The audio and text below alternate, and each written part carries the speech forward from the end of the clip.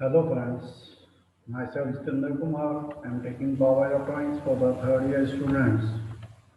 In continuation of the DC choppers,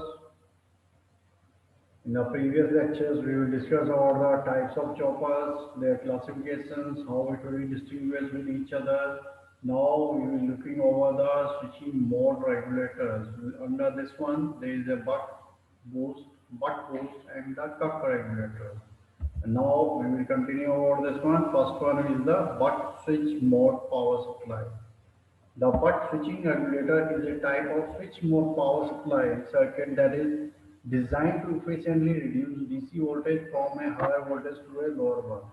That is, subtracts the subtracts or butts the power supply voltage, thereby reducing the voltage available at the output terminals without changing the polarity. In other words, the buck switching regulator is a step downward regulator circuit. So for example, a buck converter can convert say plus 12 volts to plus 5 volts. The buck switching regulator is a DC to DC converter and one of the simplest and most popular type of switching regulator. When used within a switch mode power supply configuration, the buck switching regulator uses a series transistor or power MOSFET, ideally an insulated gate bipolar transistor, or we can say IGBT, as its main switching device as shown in figure. This will be the circuit diagram where we are already cover of this thing that the operation of this one is this. This is a switch. There is a diode which will be working as a previous diode. This will be the inductance.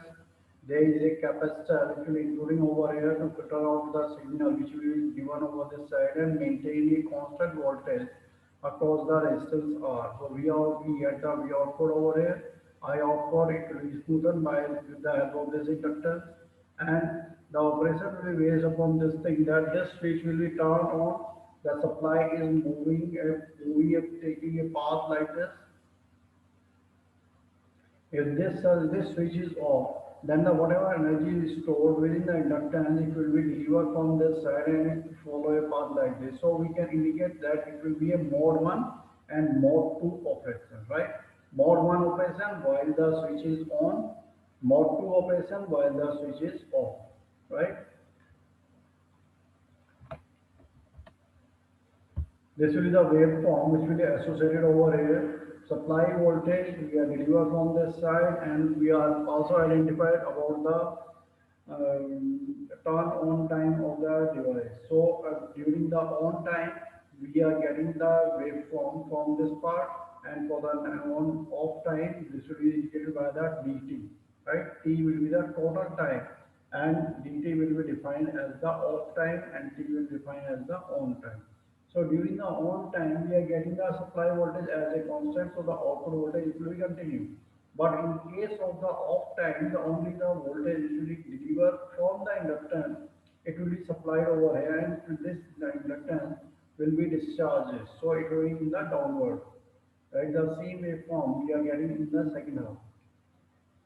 Next will be the load current. If we are saying about the load current it will be continue increasing in the positive half. Then for the negative half means whenever the switch is off, then only the current it will be decreases from the one to from the maximum to a minimum. So the minimum value we already identified that how we have to calculate the minimum value of the current. It will be based upon the inductance and what kind of inductance we are opting, so that the minimum current will be achieved and the output current will be continuous in nature. Similarly, the freewheeling diode current, it will indicated by the I2 and I1. Same for the capacitance current, I2 minus IA current, VC, capacitor voltage, it will indicate it will be fluctuating like this in the upward, downward, and the output current it will be continuous. And during the positive half cycle, or during the on stage and during the off stage, both stages, we are getting the output current. We can see that the basic circuit configuration for a buck converter is a series transistor switch TR1 with an associated drive circuit that keeps the output voltage as close to the desired level as possible. A diode D1, an inductor L1, and a smoothing capacitor C1. The buck converter has two operating modes depending on if the switching transistor TR1 is turned on or off. When the transistor is biased on switch load, diode D1 becomes reverse biased and the input voltage Vin causes a current to flow through the inductor to the connected load at the output, charging up the capacitor C1 as a changing current flows through the inductor coil. It produces a back EMF which opposes the flow current according to Faraday's law until it reaches a steady state, creating a magnetic field around the inductor L1. This situation continues indefinitely as long as TR1 is closed. When transistor TR1 is turned off, switch open by the controlling circuitry, the input voltage is instantaneously disconnected from the emitter circuit, causing the magnetic field around the inductor to collapse, inducing a reverse voltage across the inductor. This reverse voltage causes the diode to become forward biased, so the stored energy in the inductor magnetic field causes current to continue to flow through the diode in the same direction and return back through diode. Then the inductor L1 returns its stored energy back to the load, acting like a source and supplying current until all the inductor's energy is returned to the circuit or until the transistor switch closes again, whichever comes first. At the first, at the same time, the capacitor also discharges, supplying current to the load. The combination of the inductor and capacitor forms an LC filter, smoothing out any ripple created by the switching action of the transistor. Therefore, when the transistor solid-state switch is closed, current is supplied from the supply, and when the transistor switch is open, current is supplied by the inductor. Note that the current flowing through the inductor is always in the same direction, either directly from the supply or via the diode, but obviously at different times within the switching cycle. As the transistor switch is being continuously closed and opened, the average output voltage value will therefore be related to the duty cycle D, which is defined as the conduction time of the transistor switch during one full switching cycle.